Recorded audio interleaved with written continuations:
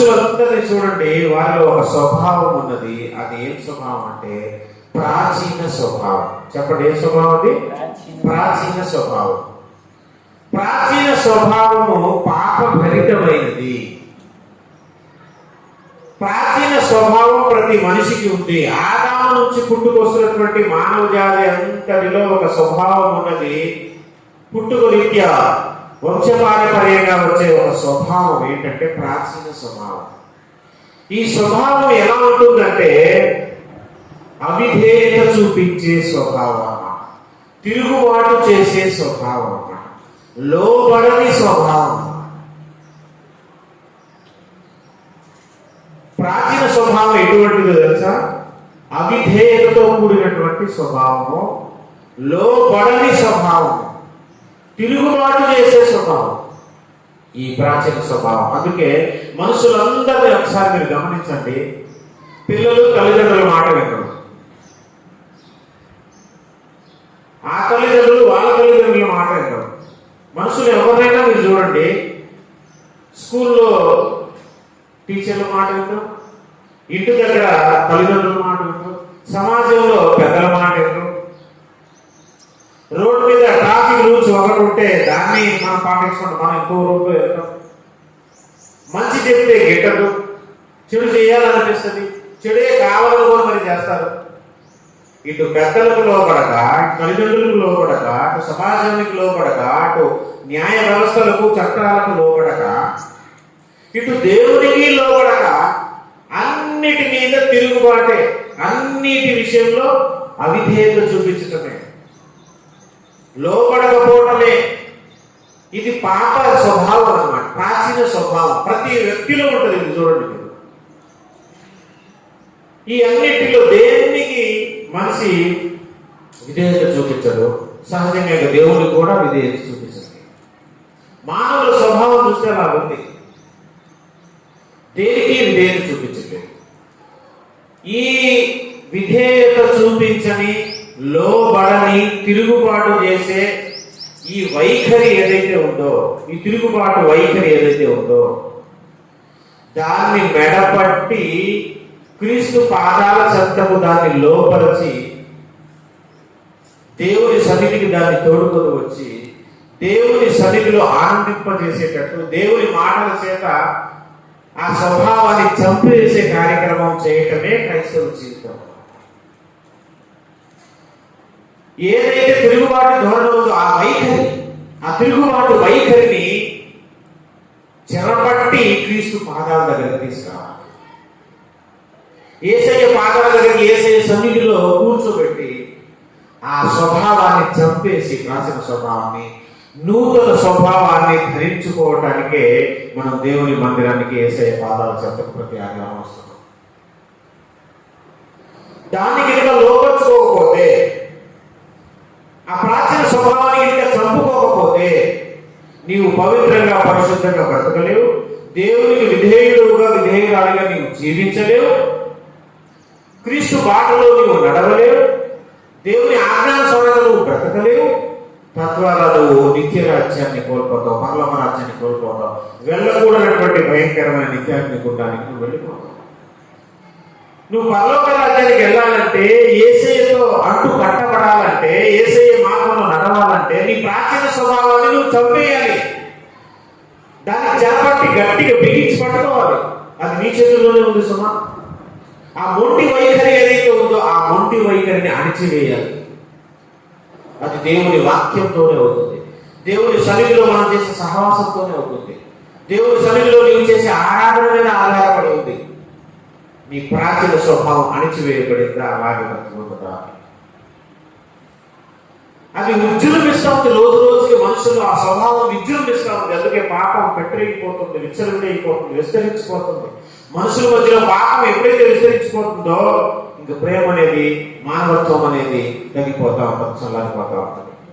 మనుషులు మృగాలుగా మారిపోయే ప్రమాదం ఉంటుంది. ప్రాచీన స్వభావం ఒక స్టేజ్ దాటిందంటే ఇక మానవ స్వభావం సంపూర్ణంగా నశించిపోయి మృగ స్వభావం బయటకు వచ్చేస్తుంది.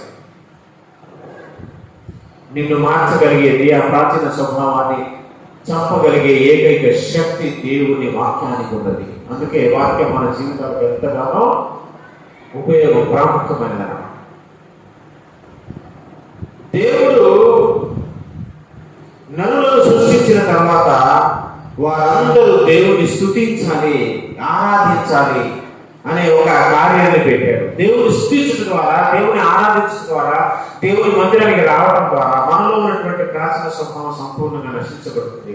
నవీన స్వభావాన్ని మనం ధరించుకుంటాం. నూతన సృష్టిగా మనం మారుతాం. మనం రూపాంతరం పొందుతాం. యేసయ్య స్వభావాన్ని మనం ధరించుకుంటాం. అప్పుడు ఈ లోకంలో నువ్వు పవిత్రులుగా, పరిశుద్ధులుగా బ్రతుకుతాం. దేవదూతలను చూడండి మీరు.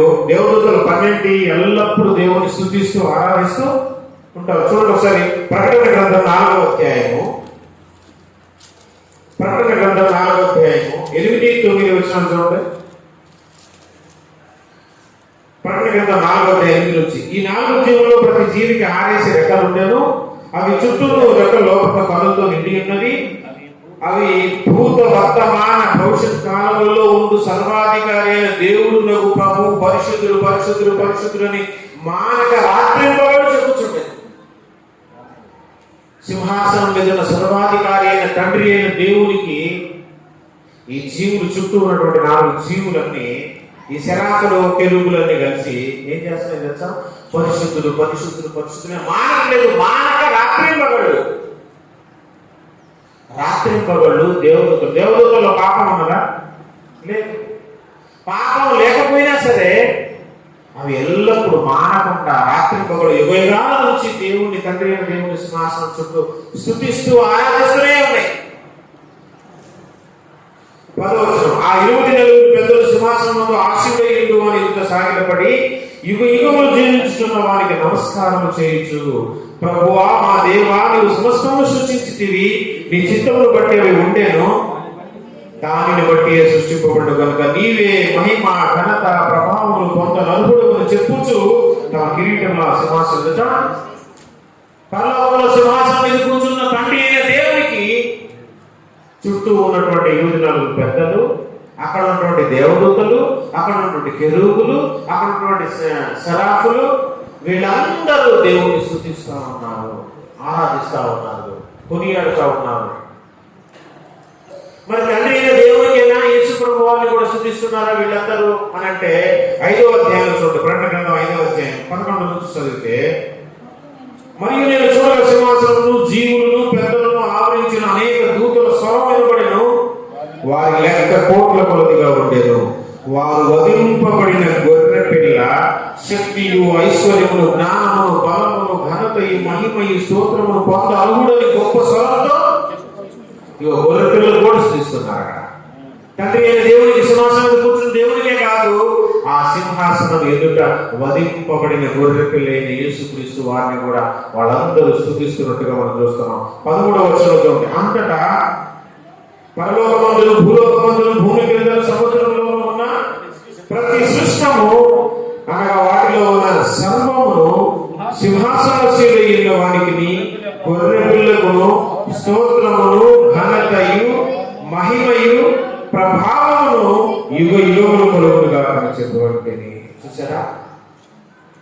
గొర్రె పిల్లకు తండ్రి అయిన దేవునికి అక్కడ ఉన్నటువంటి సమస్త దేవుతులు ఏ కేటైనా కూడా అందరూ నమస్కరించి సాగిలపడి స్తుతిస్తూ ఆరాధిస్తూ ఉన్నారు. ఎంత గొప్పగా ఉందండి పర్వకాల వాతావరణం, ఎంత బాగుందో. అయితే దేవదూతలు అక్కడి పరిశుద్ధులు దేవుని సముఖంలో ఉండి దేవుని ముఖాన్ని ఎల్లప్పుడూ చూస్తున్న దేవదూతలే మానక రాత్రి పగలు స్తుతిస్తూ ఉంటే దేవుని పోలిక కూడా కాదు. వాడికి తెలుసా మీకు? దేవదూతలకి దేవుని పోలిక కాదు. కానీ మనది ఎవరి పోలిక? మనల్ని ఎవరి పోలికలో సృష్టించాడు దేవుడు? తన పోలికలో తన స్వరూపంలో సృష్టించాడు. తన రూపంలో సృష్టింపబడిన మానవుడి పరిస్థితి ఏంటి? దేవుని ఎల్లప్పుడూ మానక రాత్రి పగలు స్తుతిస్తున్నాడా? ఇక్కడ వాతావరణం అలాగే ఉందా? దేవుడు మానవులకు తను స్తుతించమని చెప్పాడా లేదా? చూడండి ఒకసారి 146వ కీర్తన చూడండి. 146వ కీర్తన మొదటి వచనంలో ఏముంది? 146వ కీర్తన మొదటి వచనం చూడండి. ఏమనుంది? యెహోవాను చివరి వచనం చూడండి. చివరి వచనం యెహోవాను ఫస్ట్ వర్షంలో ఏముంది? యెహోవా స్తుతి. లాస్ట్ వర్షంలో తర్వాత కీర్తన చూడండి, 147 మొదటి వచనం యెహోవా స్తుతి. లాస్ట్ వర్షం 145 మొదటి వచనం.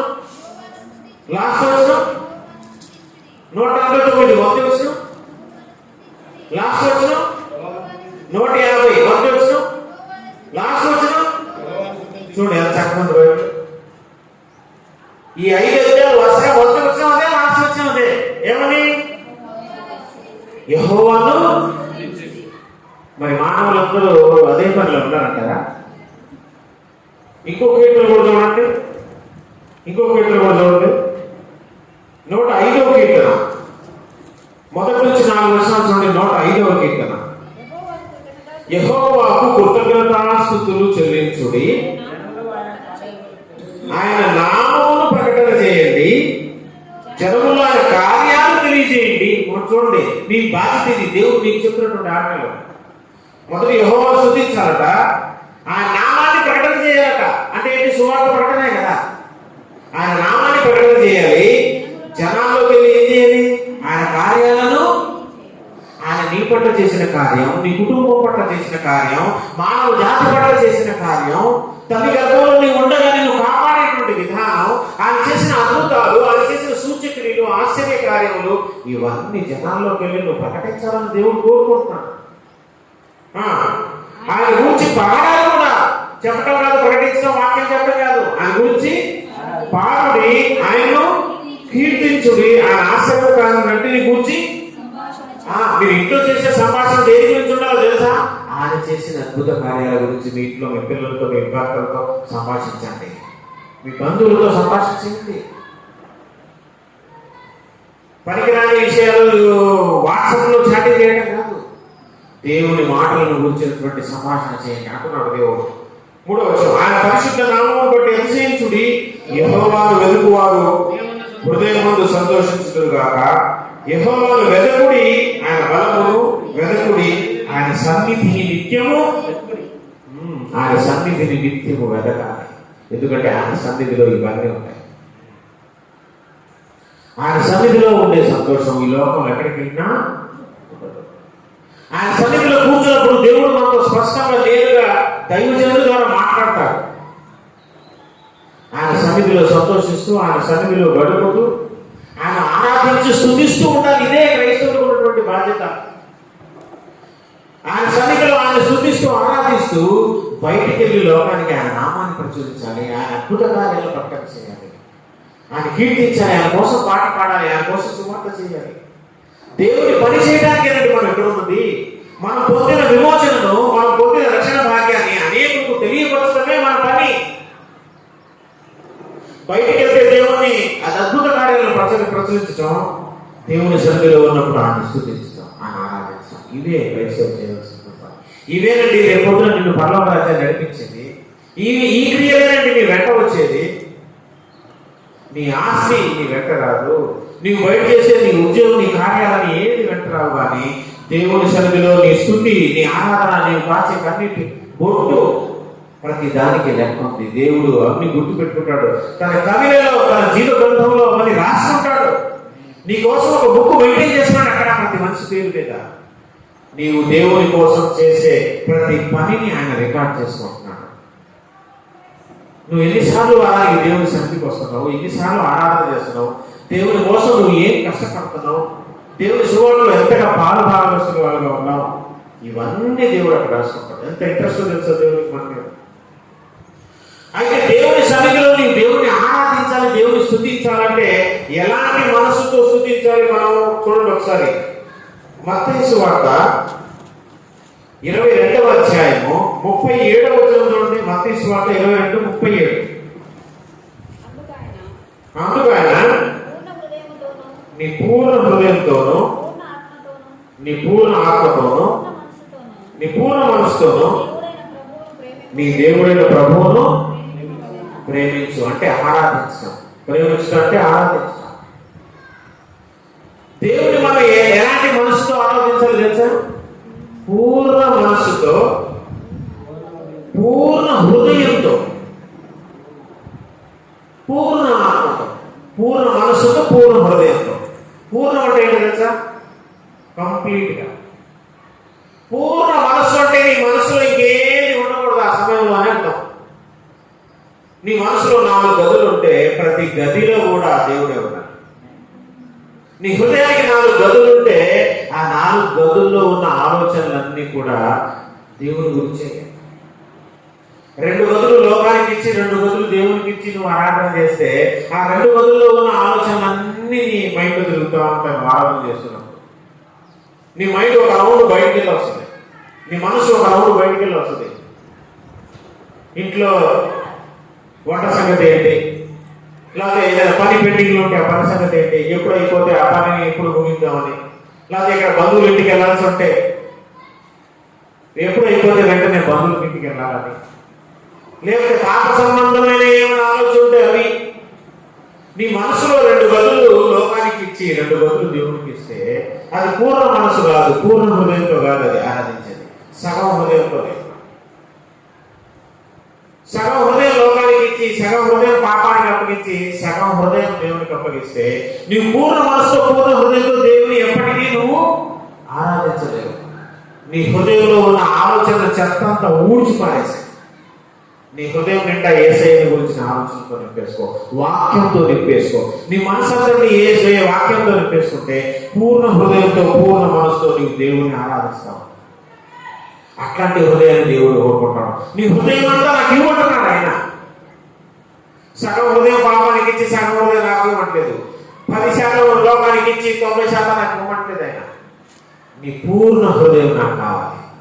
పూర్ణ హృదయంతో ఎంతైతే దేవుని ఆరాధించి స్తుతిస్తారో వారికి 100% పరలోకం గ్యారెంటీ.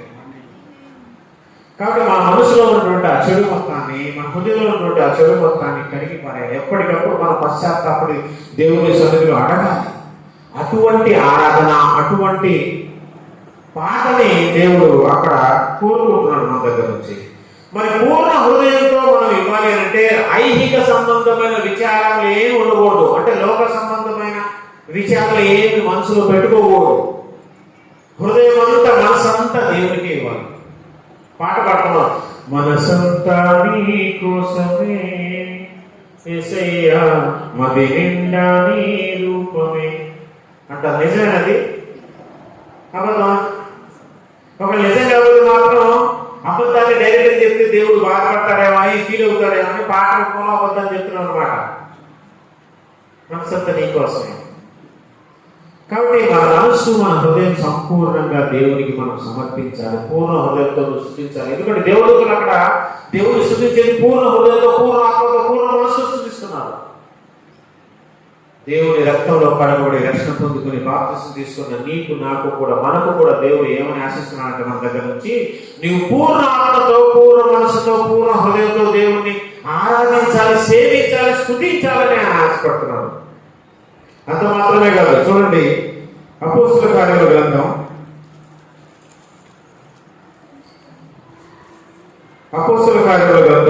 2వ అధ్యాయం 41వ వచనం చూస్తే, అపోస్తలుల కార్యాల గ్రంథం 2:41, కాబట్టి అతని వాక్యం అంగీకరించిన వారు బాప్తిసం పొందిరి. ఆ దినమున ఇంచుమించు 3,000 మంది సంఘంలో చేర్చబడ్డారు.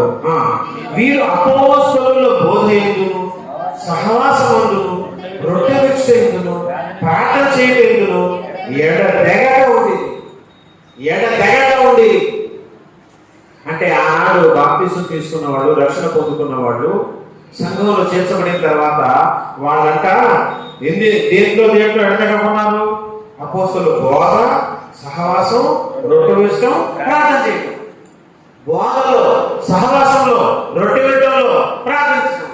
ఈ 4 తప్పకుండా వీటిని కొనసాగిస్తుండేవాడే నిజమైన విశ్వాసి, నిజమైన క్రైస్తవుడు. క్రీస్తు రక్తంలో కడగబడిన మనం అందరికీ విషయంలో ఈ 4 ఉండాలి. వీటిలో ఏది మనం మానకూడదు. బోధ అంటే మనం బోధ వినాలి, అంటే దేవుని వాక్యం అంటానికి మనం రావాలి. బోధలో మనకు ఎడతెగకుండా ఉండాలి. సహవాసం మానకూడదు. మరి సహవాసంలో ఉంటేనే కదా నీకు బోధ వినబడేది. మీ ఇంటికి వచ్చి ఎవరు చెప్తారు? దేవుని మందిరంలో సహవాసంలో నువ్వు పాల్గొంటే ఆ సహవాసంలో దేవుని వాక్యం నీకు వినబడుతుంది. సహవాసం కొనసాగుతుంది, రొట్టె వేయడం కూడా దేవుని మందిరంలో జరుగుతుంది, ప్రార్థన చేయడం కూడా అక్కడే ఉంటుంది. ఈ 4 అంటే దేవుని సన్నిధికి మనం వచ్చి దేవుని మాటలను విని సహవాసంలో కొనసాగుతూ రొట్టెలు విరుస్తూ ప్రార్థనలో అందరితో ఏకీభవించి మనం ముందుకు నడవటం ఎప్పటికీ మానకూడదు. ఇది క్రైస్తవులు చేయవలసినటువంటి నియమ నిబంధనలు. ఇవి దేవుడు ఇచ్చినటువంటి ఆజ్ఞలు. మరి ఇలాగా దేవుడు ఇలా చెప్తే మరి ఇలాగా అందరూ కొనసాగుతున్నారంట. ఒకసారి వస్తే మనం ఇంకోసారి డుమ్మా అవకాశం. మనం బయట ఎన్నో పనులు ఉంటాయి, కానీ మనం వారానికి వెళ్ళేది ఒకరోజు అయినా సరే సాతాను మనకు కావాలని అదే రోజు మోసం చేసి ఎన్నో పనులను మనం కూడా మాస్తాం. ఎప్పుడు లేని పని ఆ రోజే వస్తుంది. సహవాసంలో కొనసాగమని దేవుడు చెప్తుంటే మరి నువ్వు కొనసాగట్లేదంటే దేవుని మాటలు ధిక్కరించినట్టేగా, ప్రాచీన స్వభావం ఉన్నట్టేగా, తిరుగుబాటు చేస్తున్నట్టేగా. సహవాసంలో కొనసాగాలని ఆయన చెప్తే, రొట్టె రొట్టె మానకూడదని ఆయన చెప్తే, బోధ మానకూడదని ఆయన చెప్తే, మరి ఇవన్నీ మానేసి తిరుగుతున్నావు అంటే మరి అవి దేవుడే కదా. ప్రాచీన స్వభావం ఇంకా నీలో ఉండనే కదా అర్థం. ఇంకా అది చంపవేయలేదనే కదా, నవీన స్వభావాన్ని నువ్వు ధరించుకోలేదనే కదా అని అర్థం. మరి అలాగైతే నువ్వు ఎక్కడికి వెళ్ళిపోతావు? నీ గమ్యం ఎక్కడ? చివరికి నీ పరిస్థితి ఏమిటి అనేది మనం ఈ సమయంలో మనం పరీక్ష చేసుకోవాల్సినటువంటి అవసరం ఉన్నది. ఇదంతా నేను ఎందుకు చెప్పుకొస్తున్నాను అనంటే, పరలోక రాజ్యంలో దేవదూతలందరూ దేవుని స్తుతిస్తున్నారు. భూమి మీద మానవ జాతి అంతా కూడా దేవుని స్తుతించాలి, ఆయన ఆరాధించాలి. అది పూర్ణ హృదయంతో పూర్ణ మనసుతో చేయాలి. దేవుడు చెప్పినటువంటి ఆజ్ఞలకు విధేయత చూపించాలి. దేవుని కార్యాలను జనాల్లో ప్రచురించాలి. ఆయన అద్భుత ఆశ్చర్య కార్యాలు మనం ప్రకటించాలి. ఇన్ని ఆజ్ఞలు దేవుడు మనకు ఇచ్చి ఉండగా వీటన్నిటిని మనం ధిక్కరిస్తున్నాం, తిరుగుబాటు చేస్తున్నాం అని చెప్తున్నాను అన్నమాట. వీటిని తిరుగుబాటు చేస్తూ పూర్ణ హృదయంతో దేవుడిని మనం ఆరాధించకుండా మానవ జాతుల మనుషులు చూసినప్పుడు ఎలా ఉన్నారు అని అంటే, ఇప్పుడు అసలు పాటకు వస్తున్నాం. ఇందాక చదివిన కీర్తన గ్రంథం 104వ కీర్తన 20వ వచనంలోకి రండి. ఇప్పుడు ఆ వాక్య భాగంలోకి రండి. 20వ వచనం, నీవు చీకటి కలుగు చేయగా రాత్రి ఎగుచున్నది, అప్పుడు అడవి జంతువులన్నీ తిరుగులాడుచున్నవి. చూడండి, రాత్రి పూట అడవి జంతువులు ఏం చేస్తాయంట? తిరుగులాడుతూ ఉంటాయి అడవుల్లో. చూడండి, అడవి జంతువులు వేట కోసం బయలుదేరే టైం ఎప్పుడో తెలుసా? రాత్రి పూట. రాత్రి అయిందంటే అడవి జంతువులు బయలుదేరుతాయి. అక్కడ చెప్తున్నారు, సింహపు పిల్లలు వేట కొరకు గర్జించుచున్నవి, తమ ఆహారము దేవుని చేతిలో నుండి తీసుకొని చూస్తున్నవి. ఎప్పుడిది? రాత్రి. ఏమా ఎప్పుడిది? రాత్రి పూట అడవి జంతువులని వేటకు బయలుదేరతాయి, ఆహారాన్ని సంపాదించుకోవటం కోసం. దాని కింద చూడండి, సూర్యుడు ఉదయింపగానే అంటే తెల్లవారగానే అవి మళ్ళీ తమ గుహల్లోనికి పండుకుంటాయి. జాగ్రత్తగా చదివి, సూర్యుడు పొద్దున తెల్లారిందంటే గుహల్లోకి వెళ్ళిపోతున్నాయి, చీకటి పడిందంటే వేట బయలుదేరుతున్నాయి. జాగ్రత్త మాట. తెల్లవారుతుంటే గుహలోకి వెళ్ళి రెస్ట్ తీసుకుంటున్నాయి. అంటే ఇప్పుడు అడవి జంతువులు రెస్ట్ తీసుకునే టైం పగలా రాత్రా? పగలు. వేటకు బయలుదేరి ఆహారం సంపాదించుకునే టైం ఇప్పుడు నైట్. దాని కింద చదవండి. ఇప్పుడు సాయంకాలం వరకు పాటుపడి తమ పనులను జరుపుకొనుటకై మనుషులు బయలు వెళ్ళుదురు. మనుషులు పనిచేసే టైం ఎప్పుడు? పగల రాత్రా? పగలు. చూడండి, సాయంకాలం దాకా అంటే మళ్ళీ చీకటి వచ్చే వరకు, సాయంకాలం వరకు పాటుపడి ఎన్నో కష్టాలు పడి, తండ్రులు పడి, చెమట కార్చి పాటుపడి తమ పనులను జరుపుకొనుటకై మనుష్యులు బయలు వెళ్ళుదురు. అంటే ఇక్కడ ఒక మాట ఆలోచించండి. మనం ఆహారానికి బయలుదేరినప్పుడు జంతువులు నిద్రపోతాయి, జంతువులు ఆహారానికి బయలుదేరినప్పుడు మనుషులు నిద్రపోతారు. ఏమన్నా వింటున్నారుగా? రాత్రిపూట వేటకు బయలుదేరి మనుషుల జంతువులు, పగులు బయలుదేరేది మనం వేటకు బయలుదేరినప్పుడు అవి నిద్రపోతాయి, అవి వేటకు వేసినప్పుడు. ఇది దేవుడు నియమించిన ఏర్పాటు, ఇది క్రమం, దీని ప్రకారం చేయాలి. కానీ ఈ రోజుల్లో ఏం జరుగుతుంది తెలుసా? మనుషులు పగులు మాత్రమే కాదు, రాత్రులు కూడా పనిచేస్తున్నారు. చాలా రాత్రి వరకు, నైట్ 11, 12 వరకు ఓటీలు అంటే వాటి పేరు ఏంటి? ఓటీలు. తెలుసా మీకు? ఓటీలు, ఓవర్ టైం. ఉన్న టైం కాకుండా ఓవర్ టైం ఎవరు చేస్తారు? ఎక్కువ డబ్బులు ఆశించేవాళ్ళేగా కాదా? ఓటీకి డబ్బులు ఎక్కువ వస్తాయి. పగలు పని చేయండి బాబాని దేవుడు ఏర్పాటు చేస్తే ఇటు నైట్ కూడా బయలుదేరి ఓటీలు చేస్తున్నాడు. దేనికోసం అంటే డబ్బుల కోసం. కీర్తనల గ్రంథము చూడండి, కీర్తనల గ్రంథం 127వ కీర్తన 2వ వచనం చూడండి. 127వ కీర్తన 2వ వచనం. 127వ కీర్తన 2వ వచనం. మీరు వేకువనే లేచి, వేకువని అంటే పొద్దున్న లేచి, చెప్పండి ఎక్కడాక? చాలా రాత్రి అంటే సూర్యుడు అస్తమింపుగా రాలేటికి చాలా అంటే పొద్దున్న కందల కాడ నుంచి బయలుదేరి చాలా రాత్రి వరకు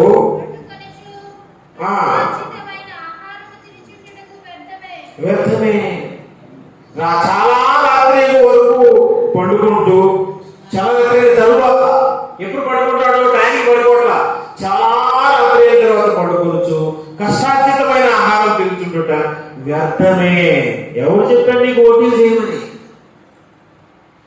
దేవుడు అక్కడ దేవదూతలు రాత్రి పగళ్ళు మానకు స్తుతిస్తా ఉంటే, ఇక్కడ రాత్రి పగళ్ళు నువ్వు దేవుడి కోసం కష్టపడుతున్నావు. డబ్బు కోసం, ఆస్తి కోసం, ప్లాట్ల కోసం, బ్యాంక్ బ్యాలెన్స్ కోసం, ఎంజాయ్గా లైఫ్ ఉండటం కోసం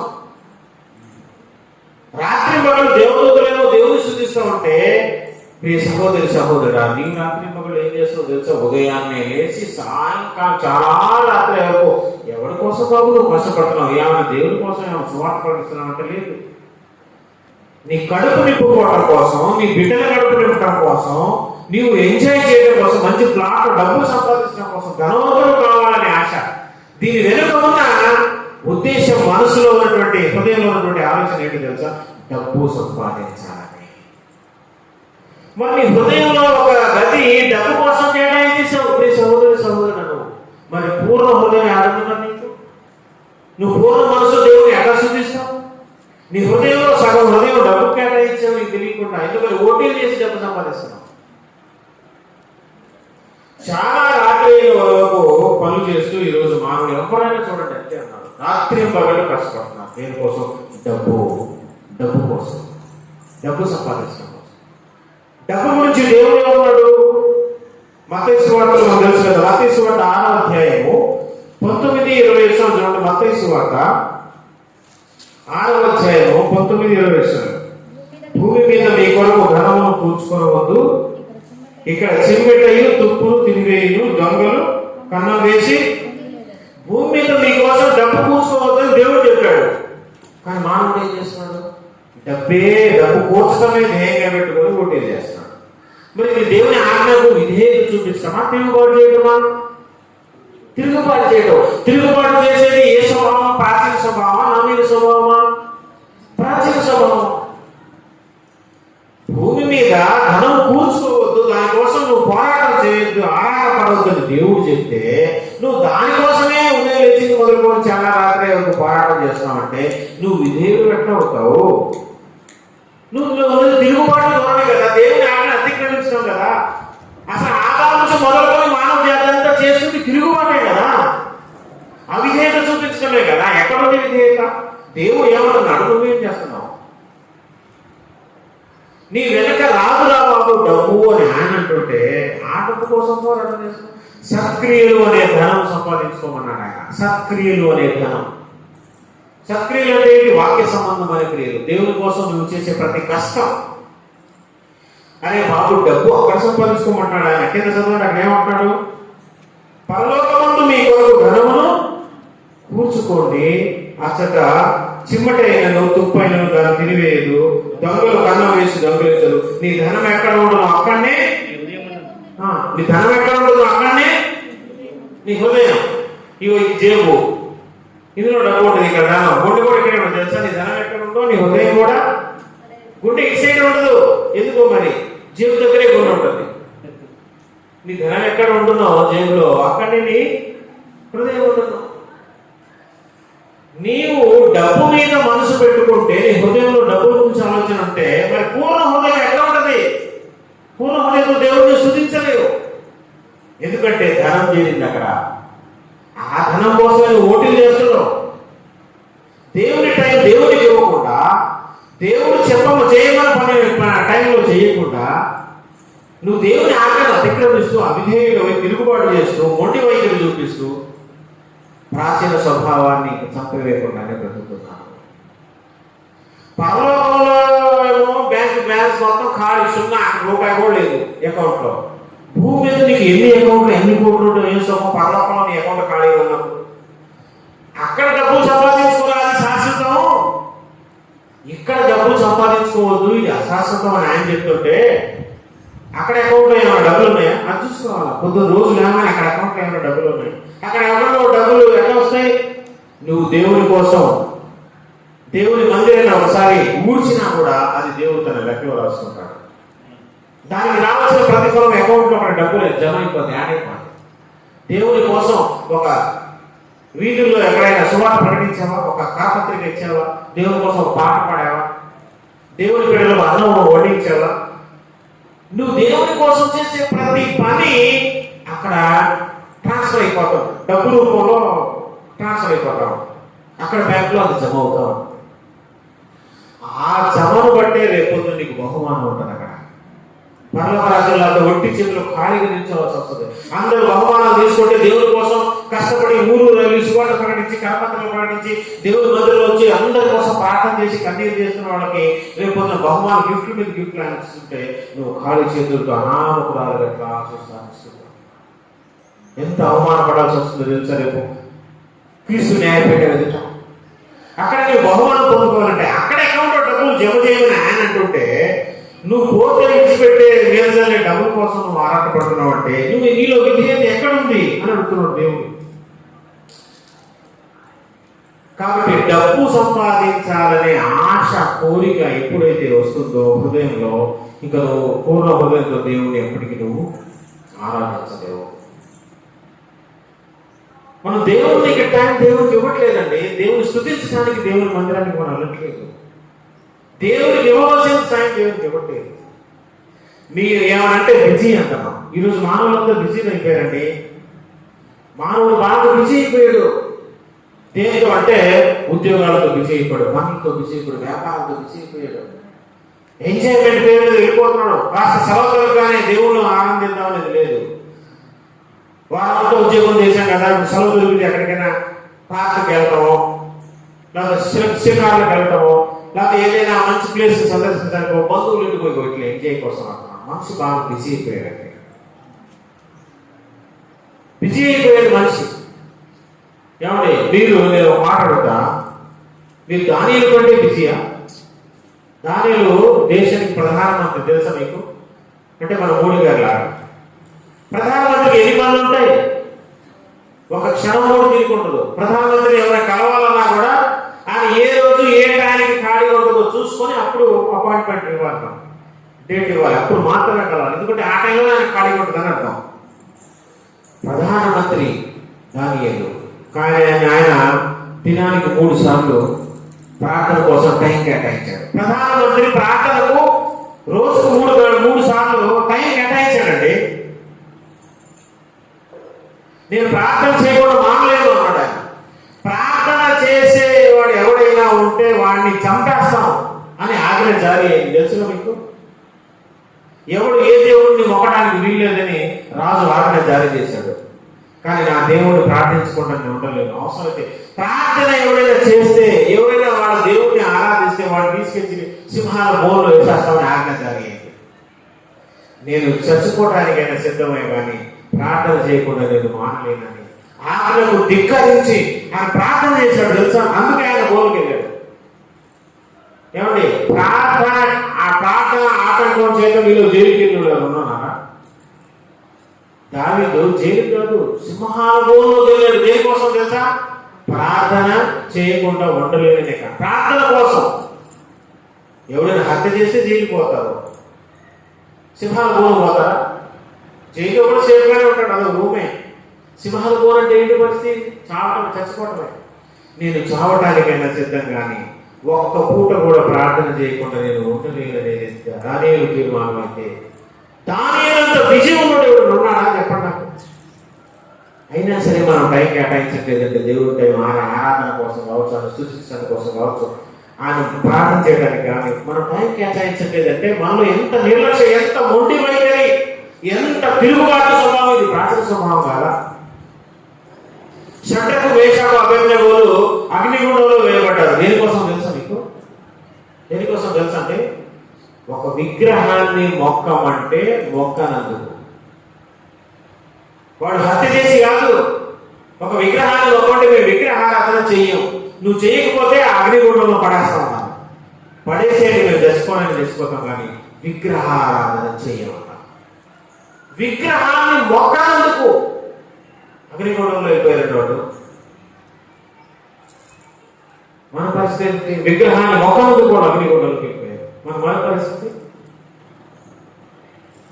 ఇంకోటి చెప్పిన ఆశ్చర్యకరమైన సంగతి, మనలో చాలా మంది కూడా విగ్రహారాధన చేస్తున్నారు. ఈ మాట మీకు ఆశ్చర్యం ఉంది కదా? మనలో చాలా మంది ఏం చేస్తున్నారు? విగ్రహాన్ని ఆరాధిస్తున్నారు. విగ్రహారాధన మేము అగ్నిగుండంలో అయినా పడిపోతాం, కానీ విగ్రహాన్ని మాత్రం ఆరాధించమని వాళ్ళు తీర్మానం చేశారు. షడ్రకు, మేషకు, అబేద్నెగో చచ్చిపోవడానికైనా సిద్ధపడిపోయారు. కానీ ఈరోజు మీరు విగ్రహారాధన చేస్తే మేము చంపేస్తామని ఎవరు చెప్పకపోయినా మనం చేస్తున్నాం. ఇది విచిత్రం. నువ్వు విగ్రహారాధన చేస్తే నిన్ను వెలివేస్తామని ఎవరు చెప్పలేదు, నేను కొడతామని ఎవరు చెప్పలేదు, నువ్వు చంపుతామని ఎవరు చెప్పలేదు, అయినా చేస్తున్నావు. ఇదేమి విచిత్రమైన ధోరణి.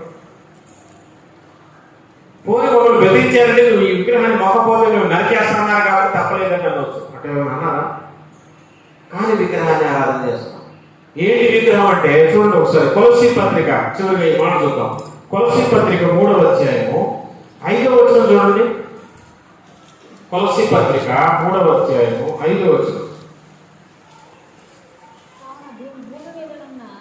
కావున భూమి మీద ఉన్న మీ అవయవములను అనగా జారత్వమును, అపవిత్రతను, కామాతులను, ఏంటమ్మా దురాశను, విగ్రహారాధన అయిన ధనాపేక్ష. అర్థం చేసుకున్నా మాట ఉందా లేదా అక్కడ? విగ్రహారాధన అయిన ధనాపేక్ష. విగ్రహారాధన అయిన ధనాపేక్ష అంటే ధనాపేక్ష, ధనం సంపాదించాలనే ఆశ కలిగి ఉండటం విగ్రహారాధన. బైబిల్లో చెప్తుంది, దేవుడు చెప్తున్నాడు. ధనాపేక్ష ఒక విగ్రహారాధన. విగ్రహాన్ని ఆరాధించడం అంటే ఏదో బొమ్మ ఉంటే దాన్ని ధనం పెట్టడం మాత్రమే కాదు. ధనాన్ని సంపాదించాలి, కోటీశ్వరుడు అవ్వాలి, పెద్దలు గొప్పోడు అయిపోవాలి, ప్లాట్ కొనేయాలి, బంగారం కొనేయాలనే ఆశనిలో ఉంది చూసావా? అదే విగ్రహారాధన. నీవు ధనాన్ని విగ్రహంగా చేసుకుని ఆరాధిస్తున్నావు ప్రియ సహోదరి సహోదరుడా. మరి విగ్రహారాధన చేసేవాడు ఎక్కడికి వెళ్ళిపోతారు? అగ్నిగుండానికి మాలైపోతారు. ధనవంతుడు పరలోక రాజ్యానికి చేరటం అసంభవం అన్నాడు యేసు ప్రభువు. సూది బెజ్జంలో వంటైనా దూరింది, కానీ ధనవంతుడు పరలోక రాజ్యానికి వంట మీద సూది పెడితే అసలు ఆ సూది అక్కడ కలుపుకోవడానికే నన్ను పట్టింది. అలాంటి సూది బెజ్జంలో వంట దూరుతా? అదైనా ఒకవేళ దూరొచ్చు, కానీ ధనవంతుడు మాత్రం అని చెప్పినా, ధనాన్ని కూర్చుకోవద్దని చెప్పినా, ధనాన్ని ఆశించొద్దని చెప్పినా, ధనాన్ని విగ్రహంగా చేసుకొని విగ్రహారాధన చేస్తున్న నీవు విగ్రహారాధకులు వెళ్ళవలసినటువంటి స్థలానికి వెళ్ళిపోతావు. జాగ్రత్త. అందుకే కీర్తన గ్రంథంలో స్టార్టింగ్ లో మనం ఏం చదివాం? పొద్దున్న నుంచి సాయంకాలం వరకు మనిషి పాటుపడుతూ కష్టార్జితం అనుభవించట, అది వ్యర్థము, దానివల్ల ఉపయోగం లేదన్నాడు. ఈ డబ్బు నీతో రాకపోయే సహోదరి సహోదరుడా, పగలు పని చేయమని దేవుడు కేటాయిస్తే ఓటీల పేరు మీద ధనార్జన కోసం డబ్బు సంపాదించాలని ఆశ ఉంటే నీవు సంపూర్ణంగా పూర్ణ మనసుతో పూర్ణాత్మతో దేవుడిని ఆరాధించలేవు. నీవు ఒక విగ్రహారాధకుడివి. నీవు యొక్క ప్రాచీన స్వభావం బ్రతికే ఉన్నది. దానికి నువ్వు సిలువేయలేదు, దాన్ని చంపేయలేదు, నువ్వు మారలేదు, నీకు మారు మనసే లేదు. దేవుణ్ణి పూర్ణ ఆత్మతో పూర్ణ హృదయంతో ఆరాధించటమే మన లక్ష్యం, మన విధి. అందుకు హృదయంలో ధనాపేక్ష కానీ, పాపాపేక్ష కానీ, శరీరేచ్ఛ కానీ ఏమి ఉండడానికి వీల్లేదు. అవి ప్రతి ఒక్కటి నువ్వు ఎవరినైతే దేవుని కంటే ఎక్కువగా అభిమానిస్తున్నావో, ప్రేమిస్తున్నావో అది ఒక విగ్రహమే. దాన్ని విగ్రహంగా చేసుకుని ఆరాధిస్తున్నావు అని అర్థం. కాబట్టి విగ్రహారాధన భయంకరమైన పాపం. అందుకే జాగ్రత్త నుంచి పారిపోమని చెప్పిన దేవుడు విగ్రహారాధన నుంచి కూడా పారిపోమని చెప్పాడు. పారిపోమని చెప్పిన అసలు ఆ చుట్టుపక్కల నువ్వు ఉండడానికి వీల్లేదన్నాడు ఆయన. ఎందుకంటే అది చాలా ప్రమాదకరం. ధనాపేక్ష అనే జబ్బు మనిషిని పట్టుకుంటే దాని నుంచి విడిపింపబడటం చాలా చాలా కష్టం.